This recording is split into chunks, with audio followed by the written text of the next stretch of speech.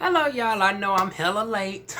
I'm hella late, but this is season 1, episode 3 of The Circle Down South. Also, just in case y'all wondering what my shirt says, da da da da, and I can contest to that. But anyways, y'all ain't come here for that. I just wanted to show off the shirt. It's been a minute since I've been able to wear this shirt. It's starting to darn going fit on me a little bit different now that my boobs are coming in, but neither here nor there. I give y'all a transition update couple weeks from now. But anyways, we start off with Ray is testing out Jay's makeup. He has a makeup palette or whatnot. It's a limited edition brushes. He change out the brushes every month. Okay. Now you got it like that where you can change out the brushes every month. Okay, boo. And Ray, honey, let me just say this. I wish my darn makeup skills was at least like a fourth of Ray's level. Even though I, done makeup for years now as far as on myself. I am a licensed medical esthetician. Emphasis on medical. Because when people think esthetician, they think, oh, I can automatically do brows, I can do lashes, I can do makeup. But I'm more so on the, chemical peel, body wrap, body waxing, body contouring. That's the area that I'm more skilled in. LED therapy, high frequency, microcurrent. Makeup is not my forte. I can darn go and put on a simple face or whatnot. So I actually don't got on no makeup today, so don't judge my bare face. But yeah, I know how to put on a bare face. I mean, a no makeup look, or a little bit more glammed up look. But as far as like the extravagant eye look, I wish I can do those types of stuff. And we're gonna play around with trying to do that in the upcoming weeks because y'all don't judge me. Temu done got a hold of me. I done a splurge and I done spent damn near $500 on Temu. And a lot of it was makeup. But see, now my justification for that is I am getting back into the beauty industry this year. And Ray can darn go on attest to this. That, from one beautician to another, we are our own form of advertisement, right? So we can't be out here looking basic. We got to darn gonna be our own walking billboard at times. So I can justify the makeup purchase by saying, when I'm out and about, I need to darn gonna look presentable. So I needed some updated clothes. I needed some hair and well, I didn't get the hair. I already got the hair. But, I needed some makeup. That's my justification for it. And we're going to hope that we can get to Ray's level of darn gone makeup skills. But, honey, shout out to the darn gone folks supporting each other. See, now this is what I love to see. Folks actually getting together, networking, and darn gone helping build each other up. She's now a brand ambassador for Jay. Now, Jay, as far as your makeup, I got to look into your makeup and see... I know my folks is going to be like, now, Diva, you got enough makeup. I'm looking over here at the palettes that I have not even used yet. But once again, y'all know I like to support my people. We love to support black businesses over here. Jay is a fellow black darn going entrepreneur. So even though I'm looking at like 5 palettes that I have not touched in a minute, I can purchase one more. Once again, it's supporting a fellow black person. Y'all back me up on this, y'all. Y'all back me up on this. But yeah, shout out to both of them, honey. Then we get on over to the Zoom call. The cast is seeking a trans couple for a darn on open discussion, which we want to see next week, the discussion on LGBTQ issues. So that's going to be interesting to see. Then we get on over to Robert breaking the fourth wall, asking the cast about other franchises and how they can darn gonna stand out and, showcase the hustle, which I think y'all are doing pretty damn good at that. Like I said, we see Ray doing her thing. We see darn gone Jay. We see Ray doing her thing. We see Jay doing his thing and all of that. And it's just episode 3. We're going to start seeing the folks more and more. We done heard about Mike and Monty with the Booty Facial Tour. And once again, I'm serious now. When y'all come to Raleigh, North Carolina, Diva Wine is going to... Honey, y'all going to touch these cheeks over here. Y'all going to touch these cheeks, honey. Honey, so y'all might as well get on ready to get the awkwardness out the way or whatnot. We ain't got to tell nobody or whatnot. Y'all gonna get Diva Juan's booty right for the summertime, honey. Now, granted, I know y'all saying, well, Diva Juan, you an esthetician your damn self. You could gonna get your own booty right. But you know, it's nothing like, you know, getting treated and pampered by another esthetician. So, honey, I'm trusting my darn on peaches back here in Mike and Monty's hands. Soon as they come to Raleigh, North Carolina, don't be surprised when y'all see me on the table and y'all be like, wait a minute, isn't that darn on trans girl that darn gonna be reviewing our shows? Yep, it is, honey. You just keep it between us, boo. But yeah, we seeing the darn on entrepreneurship or whatnots, and that's what I really like about this show. We getting that out the way early on, because I don't think we really seen that with I can say we didn't see that with New York. Now that I think about it, we seen Old Boy with the radio show with Angel. I'm trying to think, who else did we see? I think that's it as far as New York is concerned. I mean, yeah, a couple of other folks did the music. Then we get over to Atlanta. We heard about people in their jobs, but we really didn't see people do their job. Oh, and then especially my boo Melly B. Like, that was a real letdown. Like, Melly B got all these damn businesses. Now, granted, they did show a little bit of Melly B, but I feel like they could have touched on Melly B a lot more in regards to the businesses. So this is the first one that really is starting to showcase the businesses more in depth. It's not focused on the drama. It's really more focusing on the networking. So y'all really doing a good thing by setting yourselves out, in my humble opinion. This is somebody who's done and saw the other shows, and I can darn gonna make an appropriate comparison from the outside looking in. Honey, y'all definitely have set yourselves apart. Y'all really showcasing, you know, that y'all are on the entrepreneur grind and all this, that, and the third. I'm here for it. So then we get everybody arriving to this Met Gala, right? And I guess the theme is poofy, gothic or whatnots, because everybody got these, you know, the poofy material whatnots.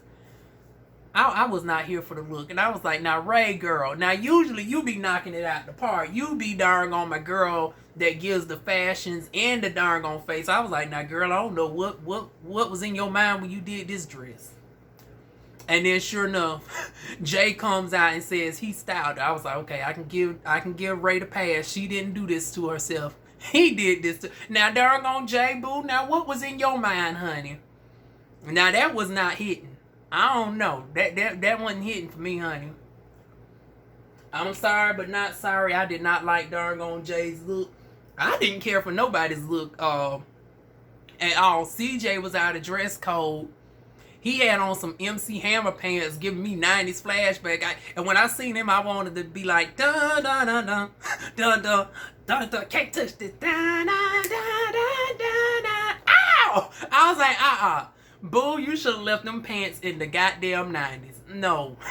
I was like, now this theme is already not giving it as it is. Here you is with these MC Hammer pants. It's a no for me, honey. And then we get up to CJ trying to work up the courage to ask Robert on a date. Honey, now Robert is some type of cute and whatnot, so I can understand why you being nervous or whatnot. Jay and Ray ain't saying the worst thing that can happen is no. Honey, let me tell you this from personal experience. It ain't as always as simple as no. And let me fix my darn going thing real quick, because I see my tag peeking out in the background. In the background. Okay, we got that situated. That was getting on my nerves, seeing my darn home, my little tag peeking out. But yeah, you talking about the worst thing somebody can say is no. No, especially in the LGBTQ community. It's like folks just don't say no. They always got to add some extra onto it. They just can't say, oh, we're not compatible, or I'm seeing somebody else. It especially when you're going after somebody that is more so trade or butch, and you're on the film side. Trust me, I know this from personal experience. I'm actually dealing with this a little bit right now, where it's like the other person really prefers guys that are more like It's more nuances with me because I'm trans. But it's like the person really has more of an affinity towards guys that look more like him.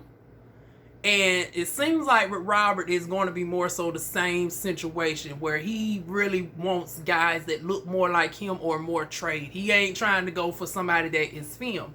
So even though CJ is beautiful and whatnot, honey, he ain't searching for beautiful. He's searching for doggone fine. And you just don't give fine. You give doggone beautiful. I'm so beautiful. Don't worry, girl. It's somebody out there for you, honey.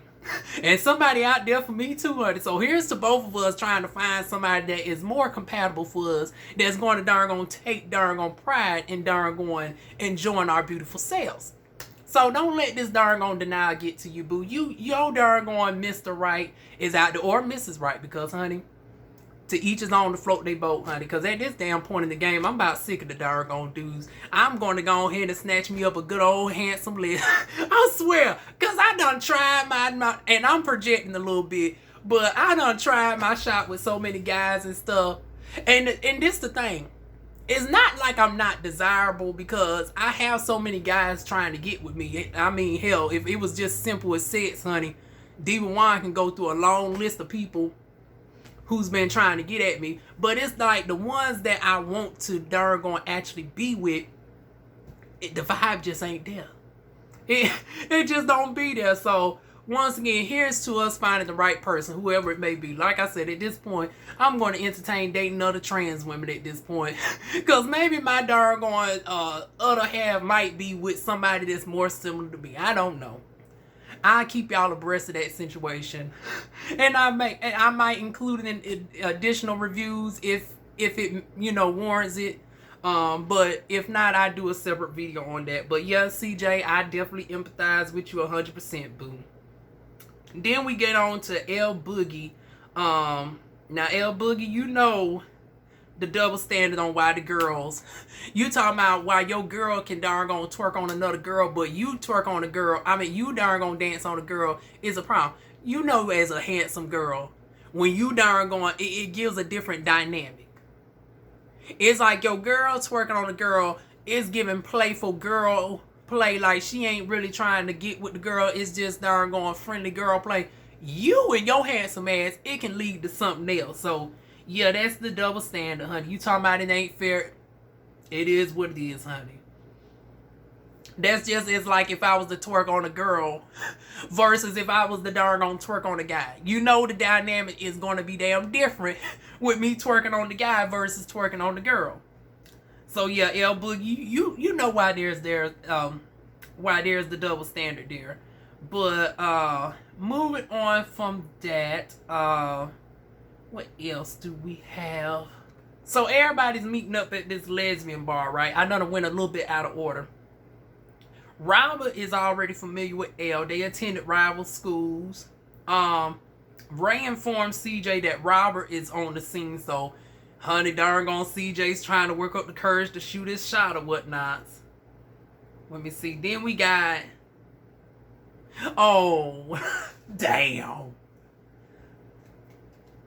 I wish this was a full bottle of water, but, we're going to pour out a little simply doggone pour. I don't hardly drink alcohol no more, CJ, but, see, this is what I was talking about. Doggone Robert just couldn't have just said no. It was like, now, you didn't have to go on the boys' fashions and all this and talking about... See, this is why I say the doggone gays just don't know when to shut the fuck up. They just don't know just to give somebody a courtesy denial, and that's it. You always got to put some extra on it.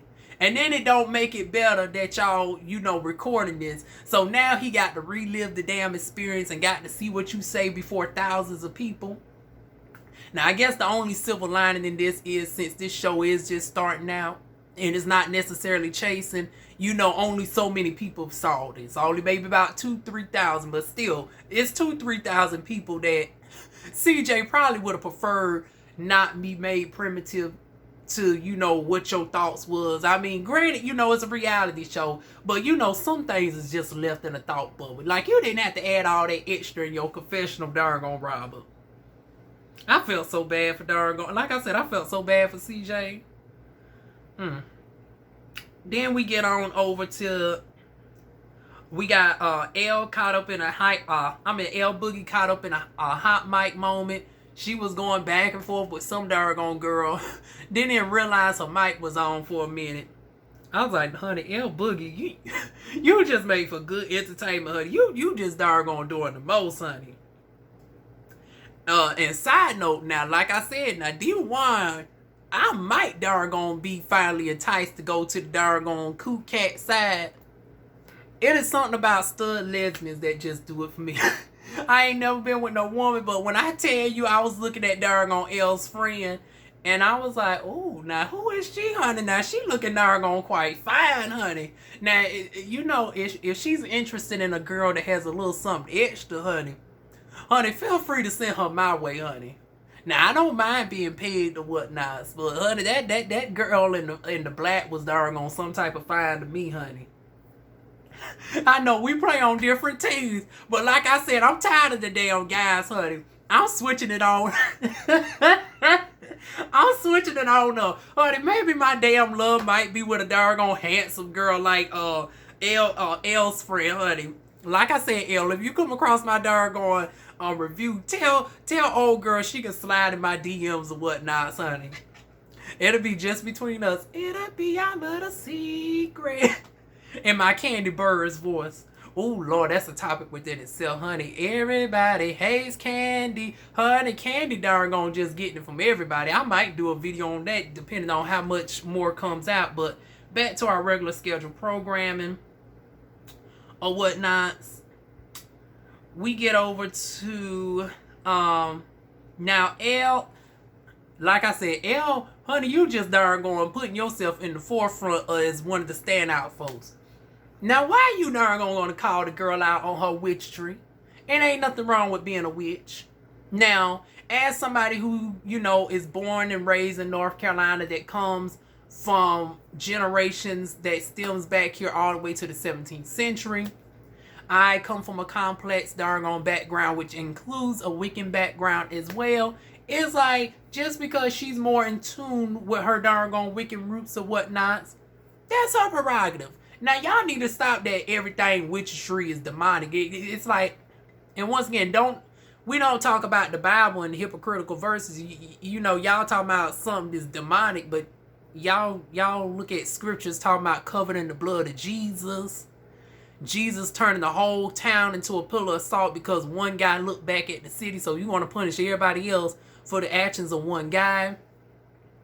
The scriptures of God is a vindictive God and all this, that, and the third. It's like, it's so many stuff that you can darn pick out from the Bible that is problematic, from the misogyny and everything else. It's like, honey, she over there just darn whipping up her darn potions up on her darn good witch magic or whatnot. She ain't harming nobody. Let her do her with her darn fine witch ass, honey. You over there darn talking shit. I was like, well, obviously she ain't that bad if you can darn party with her. See, now L, that was a little two-faced. You didn't mind darn dancing and partying with her. Now she get gone, your friend interested. You talking about, you don't want to deal with that, honey.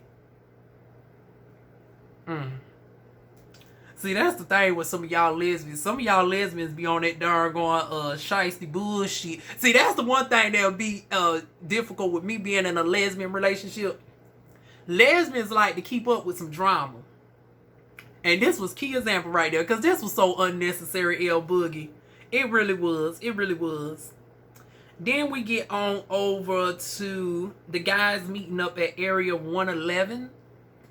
Oh, and once again, like I said, Ray, you just don't miss, honey. Whenever you do your own fashions, honey, you is dead on it every single time. When I tell y'all, Ray was looking darn drop dead gorgeous with this blonde hair. Now, girl, if you see a similar style on my social media, yes, I copped it from you, honey. I'm taking inspiration from you because I'm telling you, I want that type of blonde hair come summertime, honey. I'm going to be a fellow black girl blonde over here. So, yeah, Ray, you're going to see me cop your style come summertime, boo. Then we get over to Jay telling Ray that CJ found that...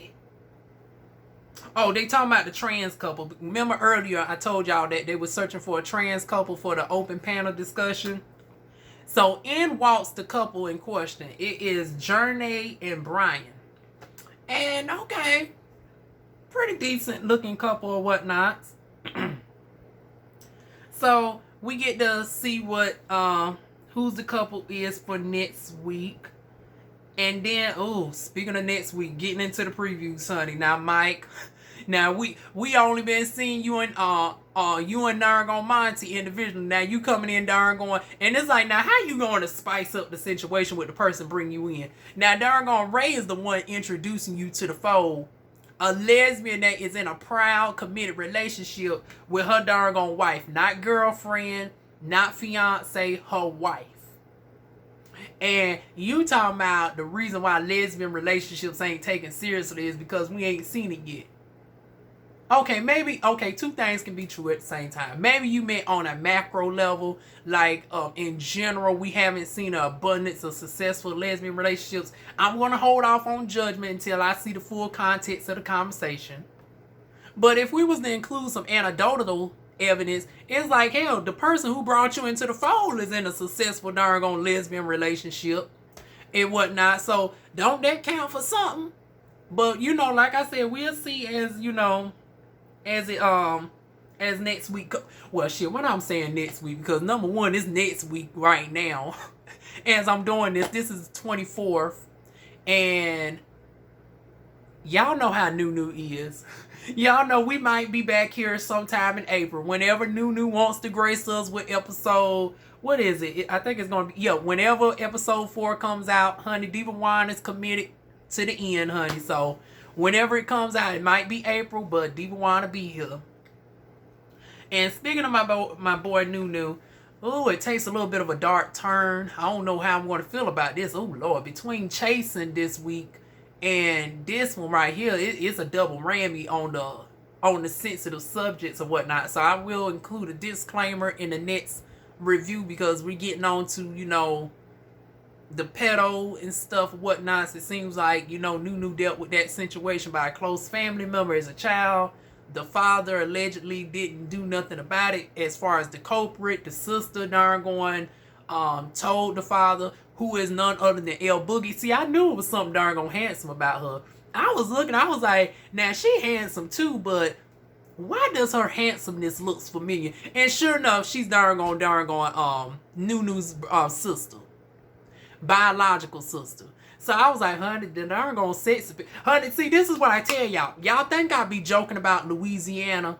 I have not met an ugly person from Louisiana yet.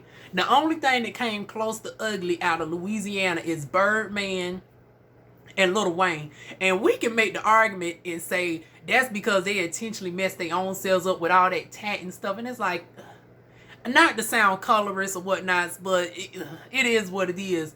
You know, them tats on dark skin just make you look dingy and dirty. Like, it don't stand out like light skin do. It's like, it's only so, if you want to darn go and get tats as a dark skinned person such as myself, you know, my complexion and darker, you really got to add some color to that. Because it's like, in the absence of color, it just looks all muddy and dingy. It makes you look bummish or whatnot. And it's like, it don't matter how much money you got, because both of these guys are millionaires, right? It's like, you still look like you need a bath. But even then, they ain't as ugly or whatnot. It's like, even the ugly people in Atlanta, I'm talking about Atlanta. Child, ooh, now Atlanta's a whole something totally different. But in Louisiana, the ugly people still have some redeemable qualities. But for the most part, honey, it's just hard as hell to find somebody ugly. Everybody is sexy to me that comes out of Louisiana. Darn on Nunu is sexy. Darn on the sister, darn on handsome. Y'all know my darn on husband is darn on Odell Beckham. My other husband is darn on none other than August Alsina. Both of them is from Louisiana. Something about Louisiana men is just sexy. Even the women are gorgeous, but y'all know I'm not really on that type of time. I'm trying, I might be though, because like I said, I'm about sick and tired of men. I can recognize the men are sexy, but like I said, the men come with their bullshit. The men, y'all see how doggone Robert did doggone post CJ, honey. And like I said, I empathize with Post CJ. Honey, I'm stepping over to the film side. Stepping to the film side. Stepping to the film. Honey, I'm gonna have to doggone get rid of this shirt. I'm gonna have to get rid of this doggone shirt. The dudes just taste better. I'm trying to see how the doggone fellow girls taste at this point, honey. It'll be my first time doggone snacking up on if that happens, child. But anyways, that's it, y'all. Let me stop playing around. This is my doggone review of season 1, episode 3 of The Circle Down South. So I will see y'all soon with episode 4. Mwah.